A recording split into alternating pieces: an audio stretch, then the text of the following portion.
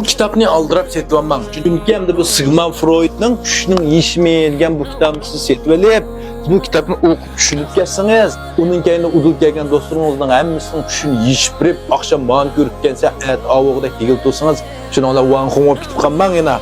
Hem de bu Sigmund Freud'ның Күшнің ешіме degan kitabı bütün psikolojiya sahasının asası, bütün psikolojiyaga en son tesir göstergen kitap, dal muş kitap. Hem de biz ne için tuş görürüz? Bu tüşümüzdeki köylülerimiz bizden yuşurun elimizden bizge bergen aldığın bir şartı mı? Veya ki paral dünyadaki yeni bir mennin uçurgan işleri bizge nammayan bu otamdı.